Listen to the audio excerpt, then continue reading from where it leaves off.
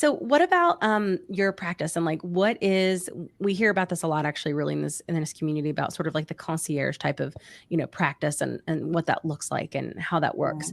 Can you explain that to us? Because not everybody knows, So I actually just don't take insurance, and one of the reasons why is actually quite interesting. Like I said, I did primary care in the past, and I worked really, really well with primary care physicians. But the challenge was for me is that some of these things that I feel are very important are just they're just not covered.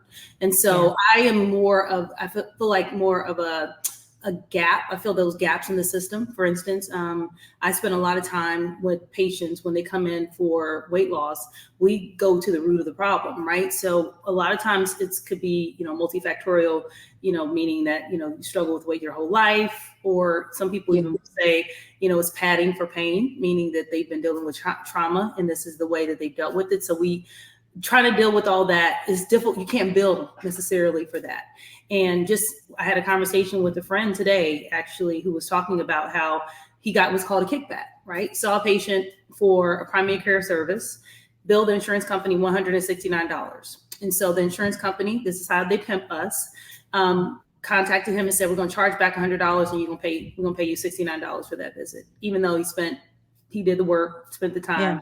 But that's just the way. Wow. And so understanding that, of course, in medicine, we are not the power. People get upset about how much doctors make, but we don't make nearly as much as the time we spend. When I finish this podcast, I'm going to be up to probably about 1 or 2 o'clock in the morning tonight, getting ready for tomorrow because I still have all these charts that I haven't finished.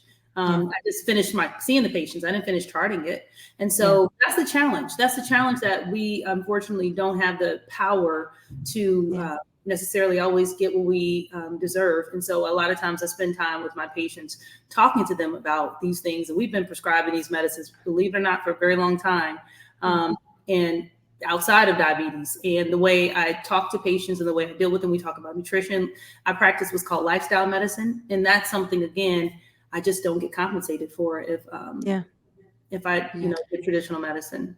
So people don't pay me. I don't charge like sometimes with concierge medicine, you can pay basically a flat fee to have access to me. I don't do that. I charge you. And I'll tell people all the time, if you talk to any of my patients, I tell them all the time, you may never see me again, because what I will do today is give you all the foundational things that you need. I'll tell you all the people that you need to see. You don't necessarily need to see me. I maybe just help you organize what you didn't understand, what you need to do now. You go forth and be great with the plan that we have. And that's my goal, just to make you feel empowered about taking care of your healthcare.